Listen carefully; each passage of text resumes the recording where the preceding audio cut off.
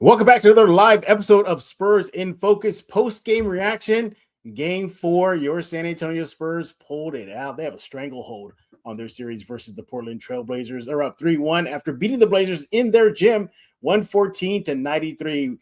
Again, welcome everybody. We appreciate it. You see that guy on your screen right next to me. That is Mr. Rudy Campos with the Sports Answer. Make sure to follow him on X Spurs.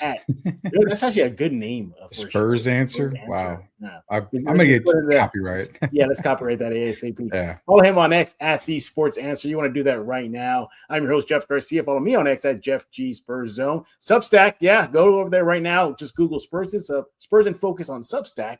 Hit subscribe. You are part of the crew. Subscribe wherever you get your favorite podcasts, such as iTunes, Spotify, Pocket Cast, YouTube Music, obviously YouTube as well. The list goes on and on. No excuse for you to not come to Spurs into Focus every single day right here on YouTube. This should be your first and only spot for all things San Antonio Spurs. Yeah, what a game. What is it with the Spurs? Do they want to prematurely age us in the last two games by getting down so bad at half and then only to have to rally going into the second half? Again, they did that exactly thing. If you saw game 3, you pretty much saw game 4. Down at half, rally. Down at half, rally. Let's start off with some general observations of the Spurs win. Rudy, take it away. I mean, the general observation on the Spurs win, yeah, you said they started off the game really, really slow. They had a horrific second quarter, being outscored, I believe it was 33-18 in that second quarter. Portland up 17 at halftime. Just it kind of looked exactly like the way a lot of us may have thought that Portland was against the wall, knowing that Wemby was back for game 4. And they came out and they really just punched the Spurs right in the mouth, especially in that second quarter. But like we've been saying all season, Jeff, the Spurs stayed calm, cool. They came out at halftime and they just reversed it. So this team has been keeping us on edge all season long. And again, you don't want to doubt it. You want to wait until that fourth quarter is over and done with to see the final outcome. Early takeaway is, again, another slow start for the Spurs. Against Portland, it's okay to start slow. They've proven it. They can start off a little slow because they can kick it up another notch in the second half. That's my biggest takeaway is the slow start. But all in all, I mean, a team that is relatively one of the younger teams in the league, growing up again right before our eyes. Yeah, exactly. Yeah, it was a carbon copy of game 3 in game 4. Now, let me get the bad news out of the way first, okay? I don't like the fact that back-to-back games, they're down at half. That tells me there's something going on in that first half. They're not starting games out strong. I know it's a small sample size, 2 games in a row, but it's the playoff setting that worries me. And whether they face Denver or Minnesota, I think either of those two teams do not let a young Spurs team crawl back into games as the Blazers have done in their last 2 games in 3 and 4. That is, I mean, you even said it before we even started the recording or the live show, I should say. You were like, Jeff, there's really not much bad to talk about. Well, there is, because that first half, again, digging themselves in the hole. Rudy, I think that is the biggest takeaway in the last 2 games is they got to stop that. They got to come out the aggressor, and they didn't in the second game in a row. Your thoughts? Yeah, I mean, especially against teams like Denver and Minnesota, who could one was going to potentially be their second round opponent. Those types of teams, if you get off to a bad start, you continue to struggle, and it's a really big climb up that big mountain, especially against the way Minnesota's been playing lately against Denver. Physicality's on another level. Jaden McDaniels looks like he wants to be the defensive player of the year. But you're right. They got to start off very fast. And again, there's very few things I didn't like about this team today in San Antonio. The only thing I could point is that second quarter. I mean, they just looked completely lost. They completely looked battered. It just didn't look very good for San Antonio. But again, the slow starts, it's okay, I think, right now against Portland. Portland is very inexperienced, just like San Antonio is when it comes to playoffs.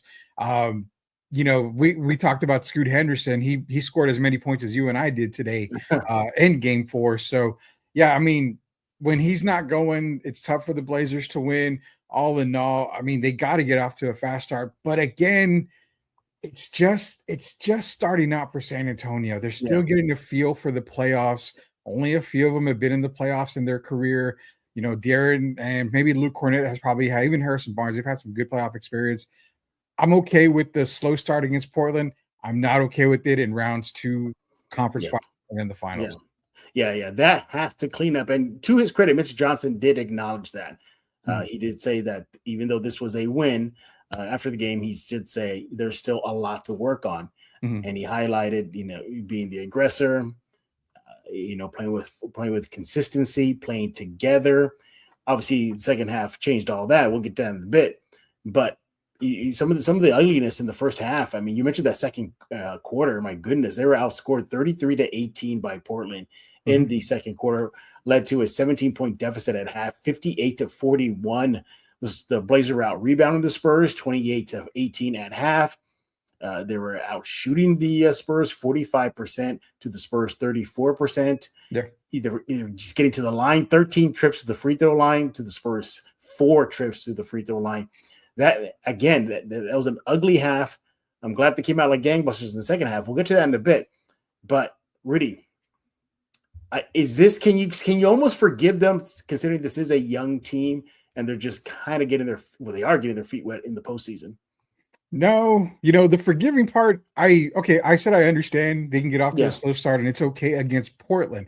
Doesn't mean I forgive them. I mean, Mhm. you can get away with it in the regular season. You can start off very slow, and you know what? You're like, okay, that's one game in the regular season. We can bounce back. In the playoffs, it's all about adjustments. You know, the Blazers are making the right adjustments. They're just not able to continue that Yeah, adjustment exactly. through the entire game. They're starting off very fast against San Antonio, but again, coming out of halftime, Mitch Johnson and the coach staff gets together. They put in a brand new game plan. It seems to be working. So in the playoffs, it's a totally unforgivable Mhm. thing for a team that is one of the best teams in the league, record wise, and I mean, stat wise as well, to continually have slow starts these past Right. couple of games. It is concerning. I'm not going to lie. It is concerning.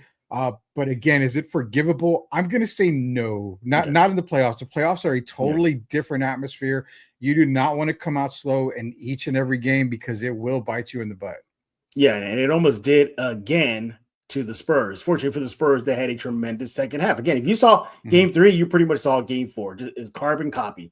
The Spurs just came out of the half and just took over the game. Let's get to the real deal. Mhm. That is the second half for your San Antonio Spurs, outscoring the Blazers 73-35 advantage Spurs. They were down 17 at half, and they go on to win by 21. So pretty good Yeah. numbers there for the Spurs. Yeah. How about a turnaround? And they just did everything right, out rebounding the Blazers 22-11 in the second half, committing more assists, 15 to the Blazers, 3 in the second half, connected on shots. They were a scorching 66% shooting from the field in that second half to Yeah. the Blazers 33%. The Blazers just went cold. They just went cold. Now, credit the Spurs defense for that. And that was my biggest issue with the first half, was that their defense was almost non-existent. It came alive in the second half, getting aggressive. They got to the free throw line 13 times with the Blazers 10 overall. And of course, I mean, knocking down the threes. That was something heading into the postseason. I was worried about the Spurs, is that it is a 3-point happy NBA era right now, Yeah. and the Spurs don't connect on them. That could be the difference between a win and a loss. Fortunately, the Spurs connected on them on the second half, connected on 8 3-point shots, while the Blazers connected on 3. That was 20% shooting from the 3 line for the Blazers. I mean, my goodness, it's a flip. It's a flip. And I'm glad, at least in this series, they're showing they have a switch. They could turn it on. But again, this is an unproven Blazers team. We'll see if they can. Well, they cannot do that for sure versus the Denver or Oh no. Minnesota at all. We're not talking about the tall French elephant in the room, and that is Victor Wembanyama. He made his return to the Spurs after going through the NBA concussion protocols, and he had himself a game, 18 points. I'm sorry, no, excuse me, 27 points and 11 rebounds for the game. You don't think the Spurs need him? Well, they definitely do. All right. He was a plus 28 when he was on the floor. Huge advantage to the Spurs. Your thoughts on Wemby's playing? Don't forget, I mean, the 7 blocks and 4 steals, and I said it right, Mm, 4 steals. I mean, that was the one department that you and I talked in the preseason where can Wemby get enough steals to maybe yeah. get that quadruple double that we've talked about Mm, or anything? seeing him get 4 steals is it's great. But the play that he came back, from concussion protocol, looked like he Mhm. didn't really skip a beat. I was a little concerned at the beginning of the game only because he did miss his first few shots. He came up short on the first 2 3-point attempts that he had. Right. Normally, when that is, it's kind of the focus part. When you're coming up short, the jumper's really not Yeah. working very well. But he bounced back. He got the easy buckets after that. He knocked down a three. He was you know what, Jeff? I haven't said this much about Wemby, but he was really attacking the basket, Yeah, really he getting was. physical down low. That's the victor that's going to take this team to an NBA title when he's able to dominate the paint the way that he did and defend the rim the way that he did. Everybody plays better around him. When you look at the plus minus for all starters, Stephon Castle was the worst at plus 17. No, I'm sorry. Devin Vassell was plus 14. But Mhm. even Stephon Castle didn't have to play 30 minutes tonight. He only Yeah. played 26. He was in foul trouble, but it's okay. You kind of got him a little bit of rest. Wemby, on the other hand, you couldn't have asked for a better game in a return from a concussion than you got out of Victor Wembanyama. Mhm. 27, 11, 4, and 7. Whoo, man, you always give me crap about the generational talk, and I told you I'm peeking my head through the bushes, and I got both eyes looking out now. So we may be there very soon here. Breaking news. Rudy's going to start giving him the generational label. Is that true? Are we there? We're not there I yet? I said I'm peeking through the bushes, Jeff, with Okay. both All eyes. right. I'm not quite out the bush yet, right there. Yeah. You have the generational label, though, already. I heard that. I didn't. I did. Yes, me Yeah. personally, I am generational. He Definitely. is. Yeah, it definitely is. Hey, everybody, we thank y'all for stopping by this live episode of Spurs in Focus post game reaction. Spurs beating the Blazers in game five by 114-93. Yeah, another comeback win for the Spurs. My God, they can start calling them the comeback kids. I hope not. I'd rather them not be the comeback kids The because that tells me cardiac. that they're just coming out of deficits because eventually that well will run dry. Yeah. Eventually they're going to go up against a team that's going to say, oh, we have you down. We're going to break your neck. And I Yeah. think that's what we should worry about. They can kind of get away with it with Portland. They definitely can't get away with that if should they move on and face either Denver or Minnesota. Again, Wemby, an incredible game. He was a defensive monster. And he had how many blocks in a row? There was like a sequence during the game. He was a block It and a was like block and a block four, and a 3 or block. It was 4, I like, think. Yeah. yeah. So he was Mhm. putting his footprint on both ends of the floor. But somebody who I said needed a redemption game in this series, at least after game 2, and that was De'Aaron Fox. And that guy you're screwing now, Campos, he kind of scoffed at me when he asked me, oh, does To De'Aaron agree Fox that, need to yeah. do 20 plus points? And I said, yes, he does. Yes, he does. And he did that in game 5 with 28 points, took over control of the game in the second half, added 6 rebounds, 7 assists, did all that work in 38 minutes. After the game, Victor Wembanyama said that De'Aaron Fox makes the game fun. Mitch Johnson also said that this was Fox's best game as a Spur. Buy or sell that, Rudy? I've been buying it since day one. I'm not one of the Fox haters that you see on Twitter and everywhere else.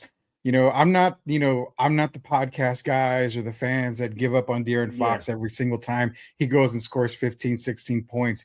De'Aaron Fox is exactly the type of point guard you want right next to Victor.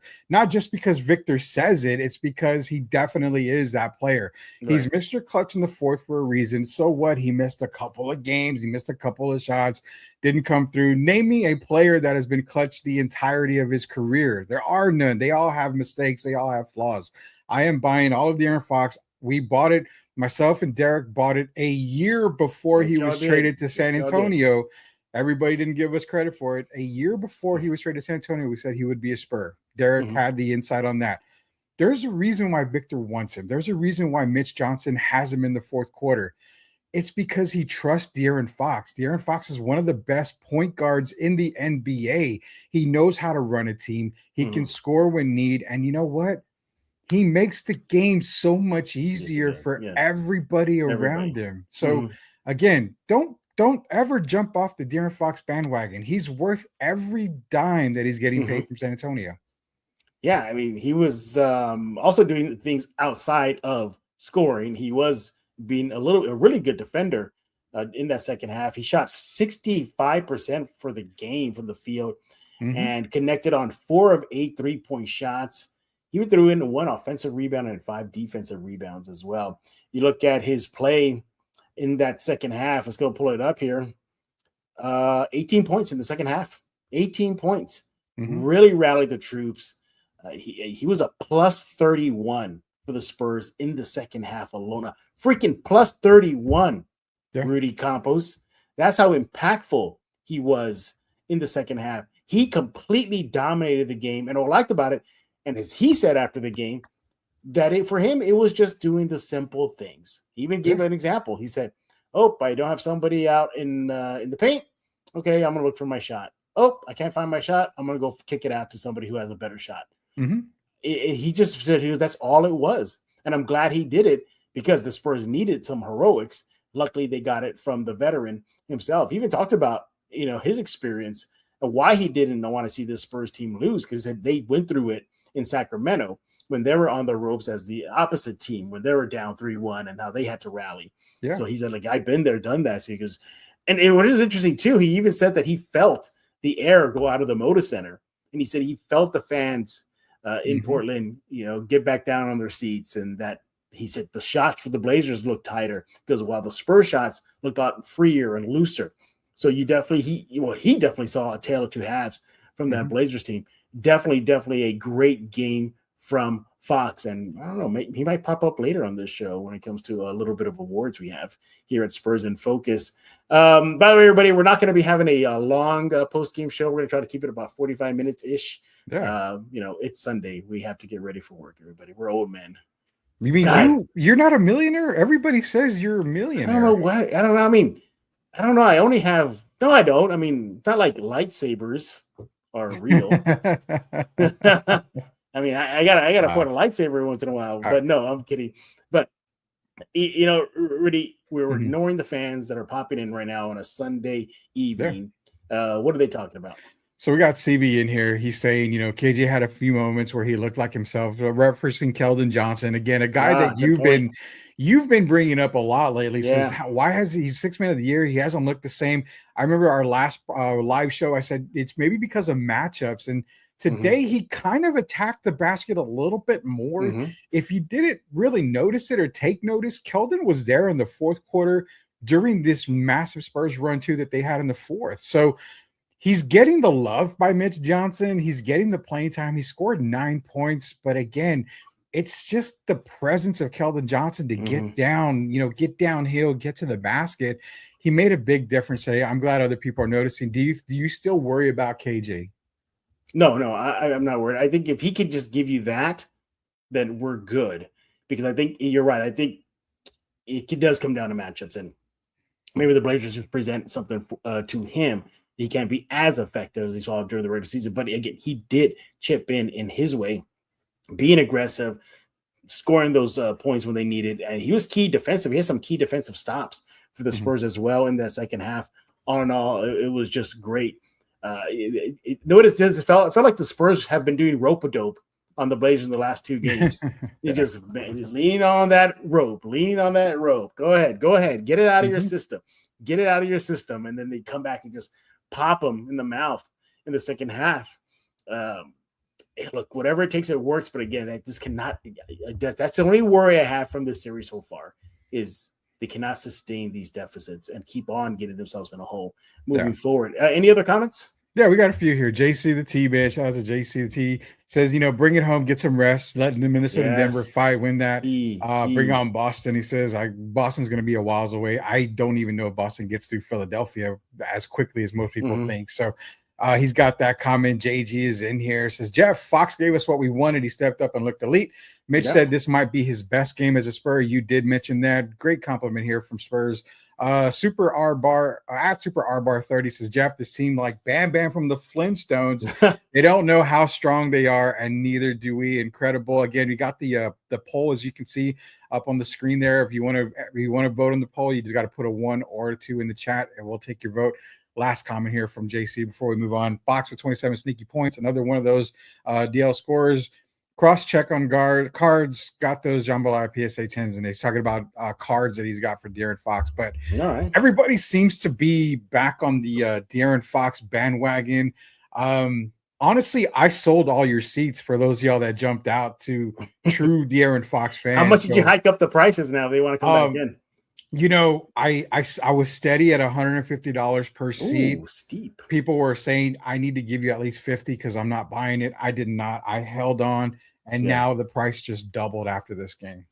Double after one game. Well, hopefully he will Mhm. do that in the closeout game in Game 5. Again, Sure. we'll talk about that later on this week here at Spurs in Focus. A guy that we're not talking about, and I think deserves some love, is Devin Vassell. Yeah. Devin Vassell did not have a good start to the game. He only had 2 points in that first half. He had a couple rebounds, a couple assists, went 1 for 2 from inside the 3 line in 19 minutes, shot 33%. But in that second half, 9 key points, 4 key rebounds in the second half. He did that in 15 minutes and upping his shooting as well to 75% shooting from within the 3-point line. Yeah. He had a block, he had an offensive rebound, 3 defensive rebounds. The list goes on and on. He was a plus 26 for the Spurs in the second half.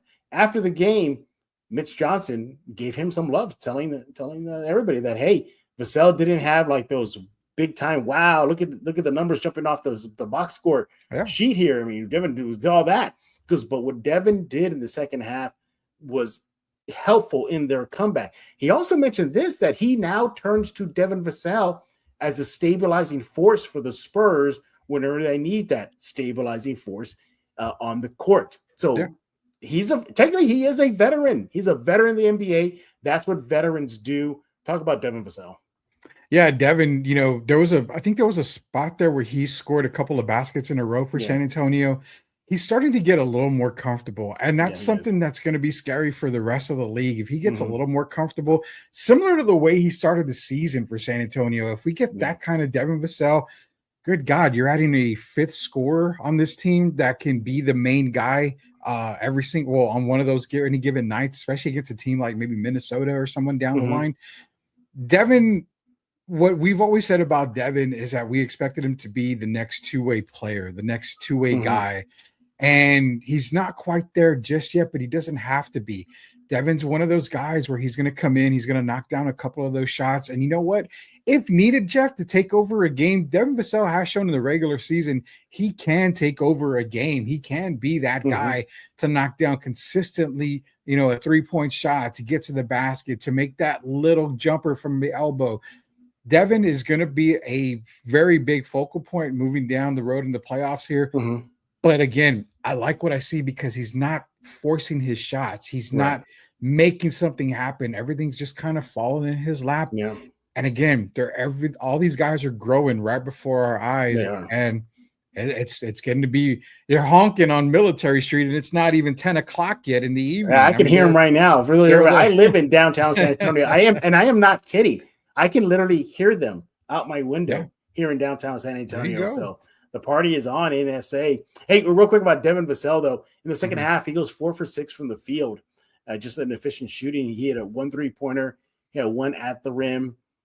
He missed a shot near the rim. But other than that, again, just connected on that. He had 66% shooting in that second half for the Spurs, just all in all. And hit 3 of those shots were assisted. So the players were finding him. And felt trust in him to knock down those shots. I saw a comment here, and I just want to get your thoughts on that. What'd you think about Castle and Denny kind of having that little back and forth? I was just going to bring it up. He said, what are your thoughts on Castle grid against Denny? So I mean, let's not call it a liar or anything. Castle did instigate that. Yeah, he didn't like the way Denny was guarding him. Obviously, Denny was guarding him really aggressive. No calls were made. Got to the basket, got an and one on Denny. Put the ball into his chest. I respect the hell out of Denny for retaliating and pushing Castle. You don't want to be made like a punk like that on the court. But again, it's playoff basketball, man. I love that. I love that. These guys are going back and forth at each other. They don't care. They want to get in each other's face. That's fine. That's playoff basketball. It's showing up Denny, and Denny pushed back. Castle pushed back. But here's the biggest thing that I took away from that. The officials said, technical on you, and that's it. Yes, I love that part. They didn't blow it up to, let me go to the replay and look for 45 minutes. And you know what? because Castle pushed him after the fact and he's got a T here, we're going to throw him out. No. They kept it simple and said, you know what? T on you, bam, we're done. Let's move on. It's playoff basketball. Yeah. I'm all for it, man. I'm all for this kind of thing. I was going to text you. What did you think about that? Because I don't know if it's me. I'm the fighter in the Spurs and Focus group, or you're the fighter. I don't know. You may be the more mellow one, but what did you think of the Castle Denny thing? Yeah, I think Castle instigated. I'm with you. He didn't need to do that. I would have minded. He could have done it the other way. He could have maybe chirped at him, and instigated Denny maybe to retaliate. But look, you're right. It's playoff emotions right now. You even saw it in the Minnesota-Denver game. Joker literally ran across the court to get McDaniels saying, "Hey, why are you running up the score?" And then, a near brawl almost broke out. So you're going to see that in a lot of these series. And guess what? Spurs is probably going to get more intense whether you face Minnesota or Denver. Oh yeah. So be ready for that. But my God, I mean, I just love Castle's dog in him. I'm glad it didn't cost him an ejection. I'm glad it didn't cost him something where the league has to get involved and maybe suspend him. So there will be a fine. There will be a fine. Yeah, there will be a fine, but just don't suspend him for Game 5. No, and we're good. But if he gets Denny looked like he was out to kill somebody. Did you see that look in his face? Yeah, Denny. We can't use those choice of words that he said on the replay that I saw. Yeah. But yeah, he looked like he was out for blood on that. Yeah. I mean, again, it's similar to the Jokic McDaniels thing, man. I mean, Jokic felt that his team was being showed up and he fought for it. Castle put the ball in Denny's chest and Denny didn't like it. You're kind of showing him up in the team, and you don't want to be a punk like that, obviously. No, so don't. Denny had red in his eyes, and it's going to be interesting to see. It's going to be interesting to see Game 5 because something like this, it's kind of like baseball. When something happens in a game, it carries over into that next game. I'm wondering if it's going to carry over into Game 5. Do we see a hard foul on Stephon Castle? I mean, no, I see it the other way around. I think the Blazers are going to do hard fouls on the Spurs. As long as they keep their hard fouls away from Wemby, I mean, the other guys I think can actually take care of themselves on that. Yeah. So that's the way it's. You know who's kind of a low key instigator too that doesn't get recognized for that? Champagny. Yeah, watch him in the game, man. He throws little elbows every once in a while. He snaps at some of the players very low key. Yeah, but no, again, overall, when I look at this game, I just love the fact that it's bad that the Spurs are having deficits to climb out of. That's not good. You don't want to go down that route. Mm-hmm. But I like also too that they're getting some experience on how to come back in games, settling down. Being together. Mitch Johnson mentioned that. He said he didn't see togetherness in the first half. He didn't see execution in the first half. He saw it in the second half. He said they weren't even running to the rim as much as they were, and the numbers prove it. They just were all out of sorts. Let me get your thoughts on this. Why do you think in the last 2 games they're coming out looking flat and having to, dig themselves out of the hole? Is it simply a road game? Is it simply the bright lights? Is it simply let Portland get it out of their system and, let's take care of them in the second half? So I'll give you a tale of 2 tapes here. The first tape being Game 3 was, I think Thiago took the game film from Game 2, kind of expanded it, knowing they weren't going to have Wemby. He put a really good game plan in place to start that game. You saw Drew Holiday get off to a fast start. Scoot Henderson got off to a fast start. Yeah. So I think what it was the physicality in Game 3 in the beginning. They attacked the basket. They were just knocking down shot after shot. That was the adjustment that Thiago made. Now, Game 4, there's a different tale, a different side of this is what I saw. And it's the fact that you got Victor Wembanyama back. Mm-hmm. To me, Mitch is right. They didn't look together, but they didn't look as focused, and they didn't look to attack as much as they did at the end of Game 3. Here's the reason why I feel that is probably the case. Because Victor was back. They played too careful. They didn't want to make a sudden move, and maybe Victor didn't, wasn't in the right spot. Maybe he wasn't 100%. Maybe he's 90%. It just kind of feels like when you sprain that ankle, Jeff, and you're taking a step, it's kind of, you don't want to step too hard because you don't know how strong that ankle is. It seems like they came out just a little cautious, but when they saw Victor get back to his old self, That's when you started to see the wheels turning. That's when you started to see Mm-hmm. them going, come out of halftime. Hey, man, there's no more straitjacket on anything. There's no more bandages anywhere. It's full force. But I think they came out a little slow this game just because they were trying to get Victor back in the flow of things and everything. Yeah, a good win. They have a stranglehold on the series. They just need one more win. Series over. They can move on and wait the winner between Minnesota and Denver. But they got to take care of business in Game 5 again. We'll talk about Game 5 later on this week here on Spurs in Focus. I want to thank everybody for taking time out of their schedule on a Sunday to join us here on a live episode of Spurs in Focus. We're reacting to Game 5 win. Your San Antonio Spurs got the W, everybody. Again, another scary times, in Portland. You're a Spurs fan, but nevertheless, 114-93. The Spurs were down by 17 points at the beginning of the halftime, and get to go into the second half, win by 21. Talk about a turnaround. Steph Castle, he was saddled with fouls, nearly fouled out, or he fouled out? No, he had like he had 4 or 5. 5. He had 5 fouls. Looking at bench, okay, but more improvement from Keldon. We got 9 points, and we had 1 rebound and 1 assist. Carter Bryant chipped in with 6 points. He had a rebound. He had an assist there. Harrison Barnes, again, I don't know. Should we just expect this now from Barnes moving forward? 2 points, 2 assists. 2 rebounds, assists here. Yeah. I mean, Harrison Barnes, he's the veteran guy that is going to come in, just kind of spell some minutes for the younger guys. And I think he's aware of it. He's not going to be, I need to get you 12, 13 points a night or anything like that. He's just going to come in. He's going to spell a little bit of these minutes for the young guys, kind of get at them a little bit of rest. And he's just going to just play. That's all you need him to do. You just need him to be a body out there, play. He got a dunk in that one, the game, which, I mean, he was open. He probably was surprised and shocked himself that he was open. But again, he only took, I believe, 2 shots in the game, and that's all you kind of want from him. I think a lot of people are looking at Dylan Harper. Hey, you only had 3 points. But again, Harper being on the court opens up a lot for everybody else because of the game that he just had recently. So, he didn't have a great game scoring-wise, but it's the impact of the previous game that made everybody take notice. When he got the ball, you could see a lot of the defenders were looking at him. Yeah. He was able to get to the basket, had an assist out there, but it's just the impact that the bench had. Overall, the bench did it.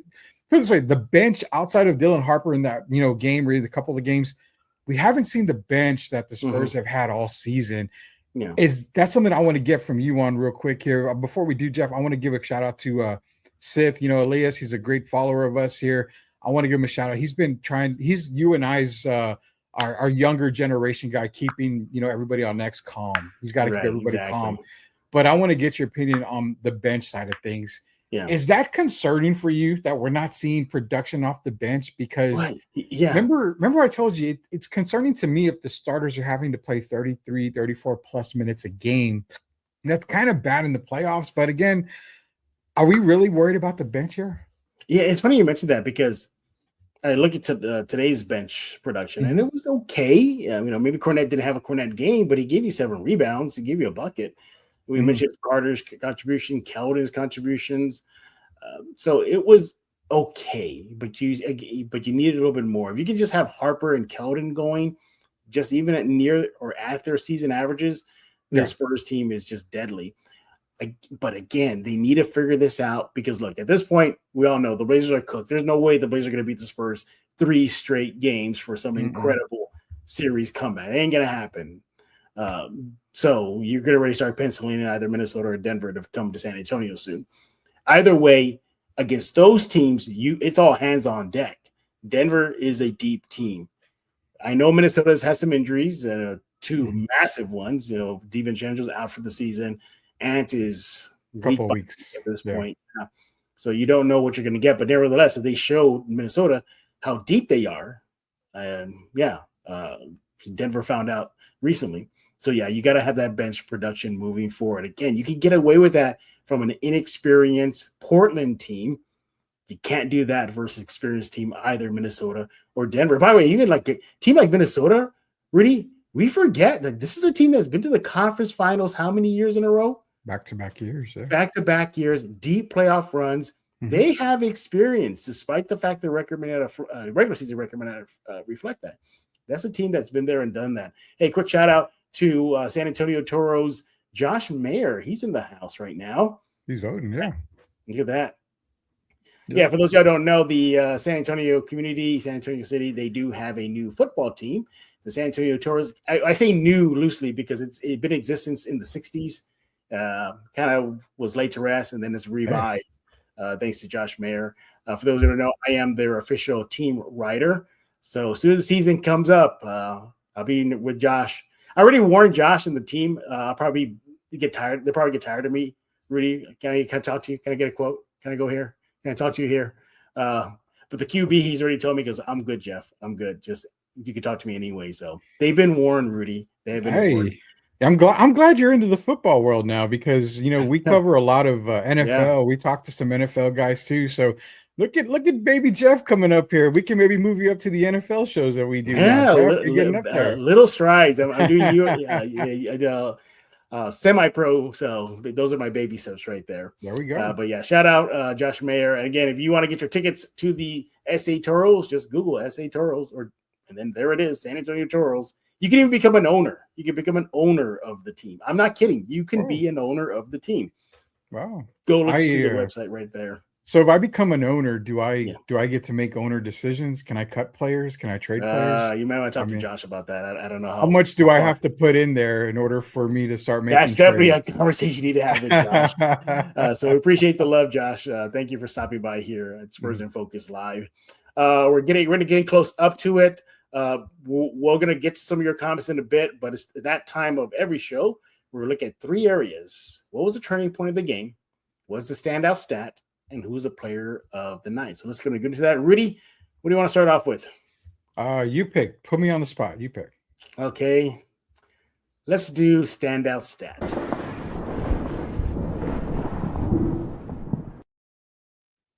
Rudy, what is your standout stat from the big win? Ooh, my standout stat is the number. It is 73-35. That is the second half scoring for San Antonio and Portland. Scorched them. So when you talk about scorched earth, as we have heard that term before, that is my standout stat. When you are able to outscore them 73-35 in the second half, there is no team. I don't care if you are the OKC Thunder. I don't care if you're one of the U.S. Olympic teams that's won gold outside of the Dream Team. It is very difficult to beat a team when they are that hot, especially coming out at halftime. They just obliterated Portland. That is my stat of the game. It's a second half stat. And I am sorry, Blazer fans, but Clyde Drexler is not walking through that door. Drexler. Terry Porter's not walking through that door. You don't have the Gel Blazers coming out. It's pretty much done. I'm sorry. I've got to say it. That's my stat. Yeah, thanks in large part to that guy you see on your screen right there. I mean, he just took over. Where are the haters, Jeff? Where are the haters? Well, they're not showing up in the comment section, that's for sure. Exactly. I'm scrolling through Twitter. I don't see no hate on the air. Where are the haters? By the way, Josh is gonna like what's going on the moment I take off Fox's image here. Switch out to the Toros cap. Wow. Yeah. See, you get a cap. I'm gonna have to go. I'm gonna have to become an owner to get a cap now. You'll probably get all the caps if you want to.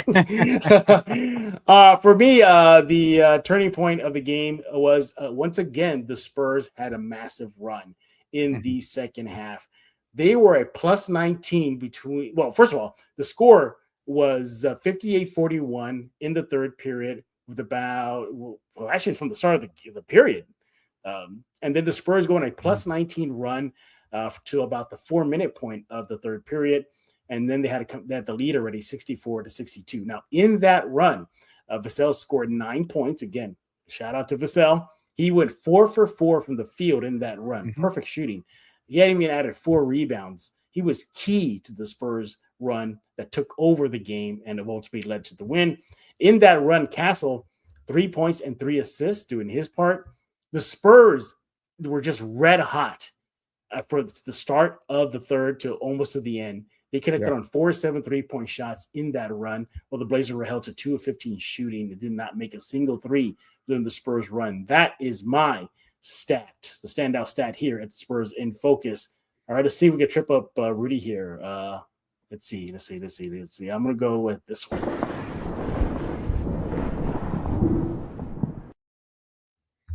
Rudy, who's your standout player? Standout player. Let's flip a coin. I'm caught the coin. It landed on De'Aaron Fox. I mean, let's be honest, Obviously, man. yes. Obviously, standout player is going to be De'Aaron Fox. 28 points after getting all the hate from the 2-1-0. He finally put everybody to bed and said, you know what? I'm here for a reason. They pay me this money for a reason. This is the reason why. When I need to be clutch, I can be clutch. When the big man needs to be clutch, he can be clutch. But guess what? For everybody that don't like me in San Antonio, I've got a 7'4" guy that There you loves me go. in San Antonio, and that's all that matters.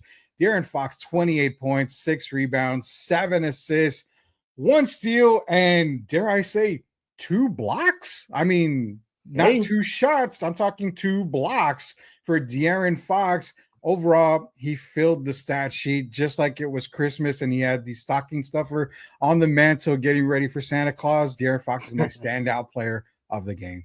you know, I knew you were going to go with Fox, and it was obvious. Yes, he deserves Of it, but course. and absolutely deserves it. I'm going to go with this guy, You Victor have to. Wembanyama. Yeah, You have in to. his return, just really helped the Spurs in the second half overcome that deficit. 18 points in the second half for your San Antonio Spurs. Threw in 4 rebounds. He was a perfect 8 for 8 from the free throw line in the second half.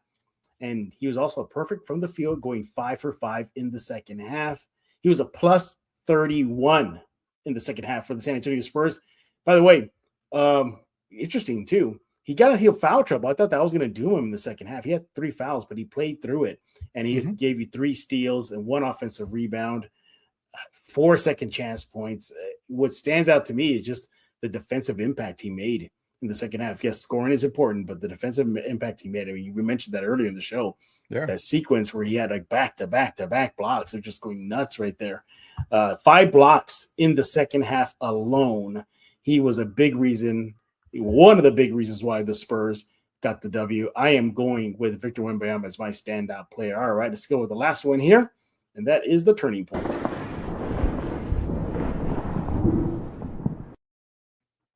Rudy Campos, your turning point. Turning point, and it's going to sound kind of weird, so you got to kind of follow me here. This is one of those what ifs that you see in Marvel Universe here. Turning point for me was the end of halftime, or actually the beginning of halftime. I'm sorry, when the Spurs were down 17. It was turning point for me because we felt maybe this would be a Portland team that continues to hold that lead. Turning point for me was Mitch going back into the locker room, getting his guys refocused, them coming out of the locker room on a 13-0 run. That's to start the game. You bring the game back down to 4 points. It's within reach. So again, I love the fact that they went into halftime down that big, but I even loved more that, again, calm, cool, collective, this San Antonio Spurs team. Turning point for me was going into halftime down, coming back out on a 13-0 run. They didn't look back after that. That's the turning point for me. Spurs stayed focused. And can I do this? Spurs were in focus as well. There you go. There you go. Look at that. Look at that drop. Rudy getting creative here. For me, it was another run, the final nail in the coffin that put the Blazers to sleep. I'm talking about the 4th period. The Spurs were well in control, but the Blazers are still hanging in there. They weren't completely knocked out. Well, the Spurs, they served him up a platter of knuckle sandwiches and just put him in the grave and said, you know what, this game is ours.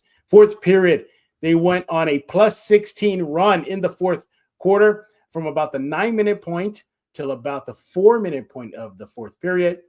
The score was still close to start that run. It was 80-76 Spurs with a slim lead. At the end of that run, Rudy, 101-81 Spurs with a commanding 20-point lead. In that run, that's where De'Aaron Fox took over. He had 10 points, 2 of 2 from the 3 line. Keldon Johnson stepped up in that run, 7 points off the bench. It was a perfect shooting from 3 of 3. And they capitalized on turnovers. Surprisingly, Holiday had 4 turnovers in that Spurs run. The Spurs made 8 of 8 shots in that run and also 11 points off some of those turnovers. And they even had 4 steals. So they got it done offensively. They got defensively. That was my turning point of the game. Okay, we got a few more minutes. Rudy, any shout outs, any comments you want to highlight before we put a bow on this? Yeah, Sith with the Go Spurs go. He said the turning point was his tweet that he did tweet out on X. So we'll have to Yeah. go back and look at Why that. is he always popping his collar for? You notice that he's Uh starting to pop his collar a I lot more think now. he learned that from you and I. The confidence there, it's Ah, yes. growing on the Sith man there. You got in Campos 210 says go Spurs go. Let's bring it back home for the win. Mhm. It says Portland beat themselves. Yeah. That's kind of So an it's time. interesting Yeah, that's an take interesting take. there because you could maybe see that they beat themselves, but man, it's just that Spurs run. I don't know if Portland beat themselves there because maybe a timeout at a certain spot would have helped Yeah. those Portland. I don't know. Good comment, good take there. But that's it. We got Seth laughing here. But other than that, Jeff, all the comments were great, man. Awesome. Awesome. Well, thank y'all guys for tuning into this live episode of Spurs in Focus. And we'll definitely have a new episode of Spurs in Focus to start your Monday. We're going to get away from the X's and O's and the games. We have a special guest for Monday.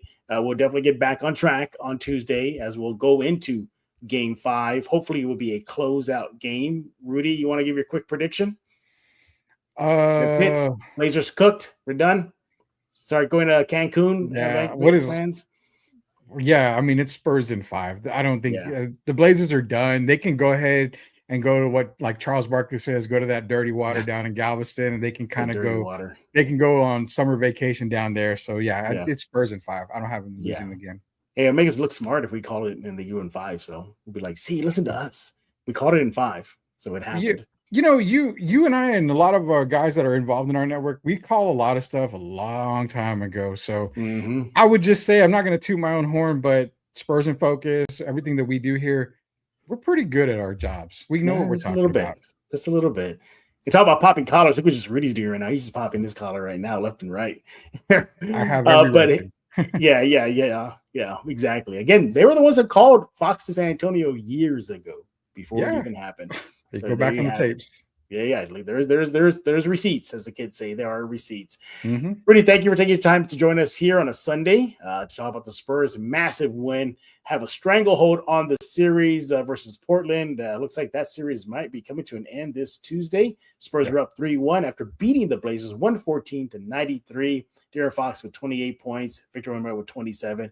Steph Castle with 16. Again, the team looked good in the second half. Hopefully, they don't put a scare in the home crowd this Tuesday. So we y'all as well for stopping by here at a live episode of Spurs in Focus, leaving your comments, joining us here. I know it's a Sunday. Y'all want to relax before the weekday starts, but nevertheless, we appreciate it. Hey, everybody, don't forget to subscribe to Spurs in Focus. First, start off with the Substack. Just Google Spurs in Focus Substack. Go hit subscribe. Completely free. Sign up right now. Be a part of the crew. And for this show, you want to go to iTunes, Spotify, Pocket Cast, Amazon Podcasts, YouTube Music, obviously YouTube. Hit subscribe. Let's get those numbers higher and higher. And by the way, Spurs in Focus should be your first and only spot for all things San Antonio Spurs. Yeah, don't go anywhere else. Ignore everybody else that you see online and on YouTube. You just want to come to Spurs in Focus for all things San Antonio Spurs. We'll be back tomorrow, as mentioned, with a new episode of Spurs in Focus. So for my good buddy, my co-host here, Mr. Rudy Campos with the Sports Answer. He is on X at the Sports Answer. Follow him as well. I am Jeff Garcia, and well, you're now in focus with Spurs in Focus.